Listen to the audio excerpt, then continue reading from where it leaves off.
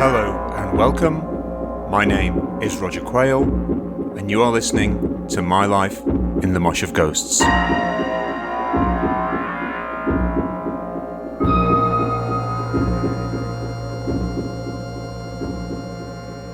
Hello and welcome back to My Life in the Mosh of Ghosts.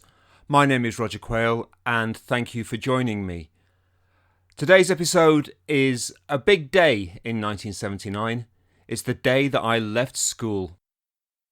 And to celebrate this momentous event, my friends and I went to see the great John Cooper Clarke at the Limit Club in Sheffield. So here we go. It's John Cooper Clarke with fashion music as support at the Limit Club in Sheffield on the 21st of June 1979.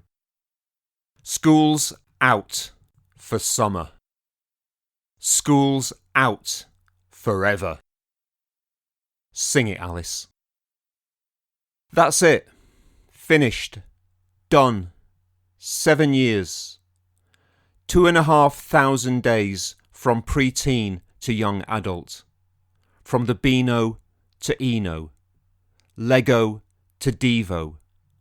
Buster Keaton to Diane Keaton. Susan Stranks to Susie Sue. Maggie Thatcher, milk snatcher, to Margaret Thatcher, Prime Minister. It has been a drawn-out fledge. Formal lessons finished a couple of weeks ago, as we sixth formers took flight to our bolt holes in bedrooms and attics, frantically trying to mentally gaffer tape revision notes into corners of feverish minds. Ruffled feathers quivering with an ever-rising fear of failure to launch. Here's blind Gloucester, eyes gouged out in King Lear. There's the dazzling King Charles XII of Sweden, soldier and statesman, dead at 36. Tucked somewhere in between are fragments of Anthony Sampson's Anatomy of Britain. Tea-stained sheafs of foolscap and ring-bound dossiers committed to memory, crammed haphazardly into the bulging cerebral filing cabinet. Just a synapse away from an already immaculately filed and cross-referenced archive of popular music culture, including B-sides, film-related apocrypha, and junk culture.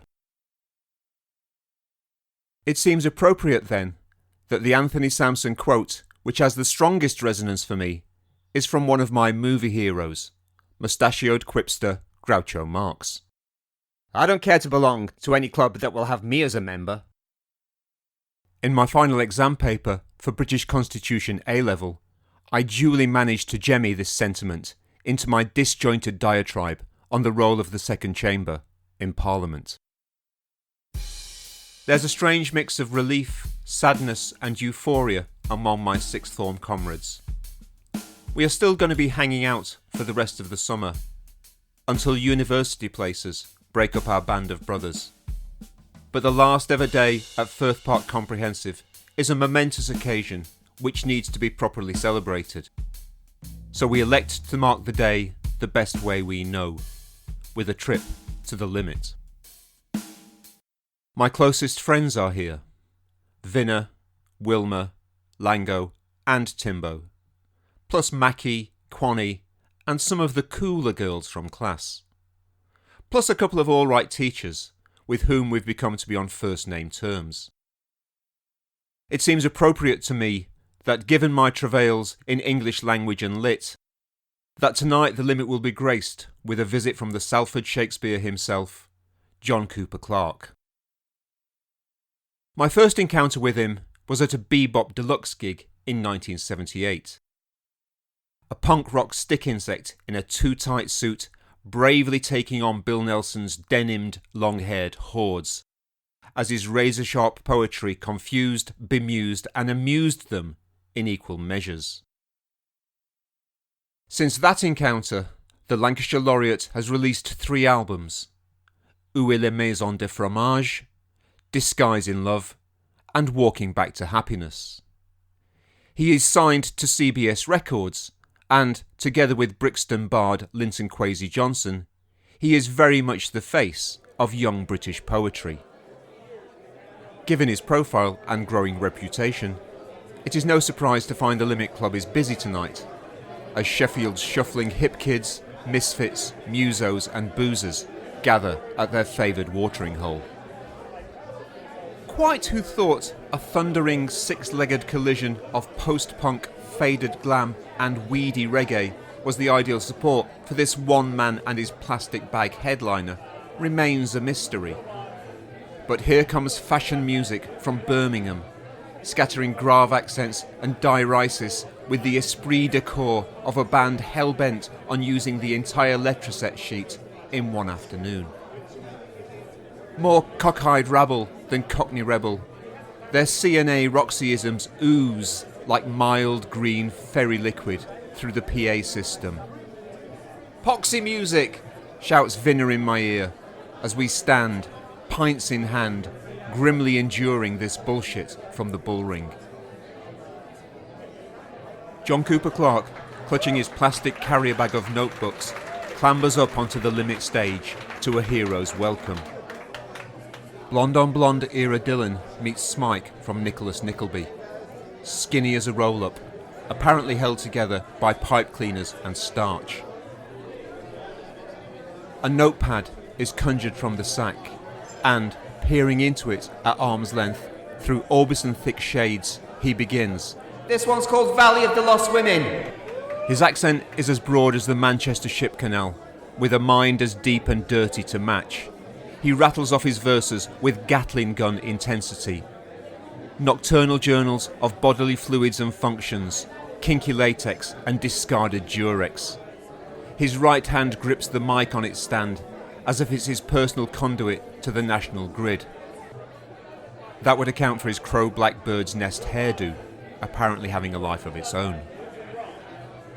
A quick rummage in the bag, and he leaps into the close encounters of the fifth kind tale of I Married a Monster from Outer Space, a veritable Valeri Bortsov of breathless badinage. Gulping for air as he turns his prose to pulp, he reaches his apotheosis with the deranged Cycle Sluts Part 1. Twin-wheeled existentialists steeped in the sterile excrements of a doomed democracy, whose post-Nietzschean sensibilities reject the bovine gregariousness of a senile oligarchy. Careening straight into Part 2, where the zinging He makes love like a footballer. He dribbles before he shoots. Gets a huge laugh from the enraptured gathering. He's a gifted verbal gymnast, clearly in love with the dynamic flick-flacks of internal rhymes. Hey pal, if I had a face like that, I'd teach me ass to smile.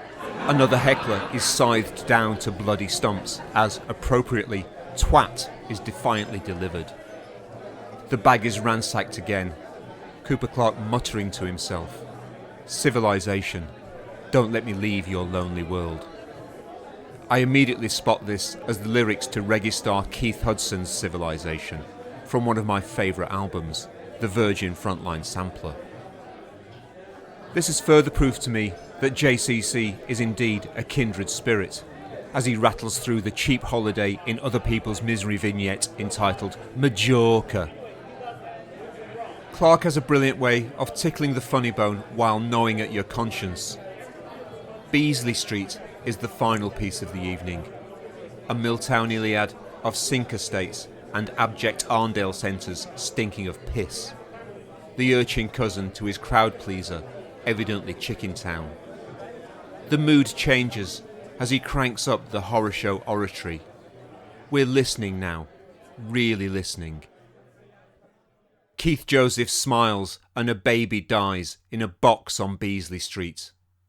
No one is laughing now. He might be a mank from the wrong end of the Snake Pass, but tonight he's one of us in the Socialist Republic of South Yorkshire. The Tories are back in power. Now for a real 1984.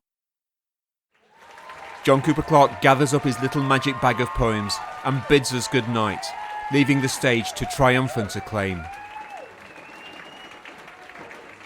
As the party breaks up, one of the lads is spotted getting into a comely young teacher's cortina. The look on his face suggests he will be getting some extra tuition in biology A-level, not generally covered by the Joint Matriculation Board. As for me, next Monday I'm joining a club that will happily have me as a member. the 1.4 million unemployed.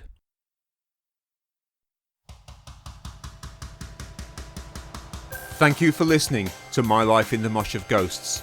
My name is Roger Quayle.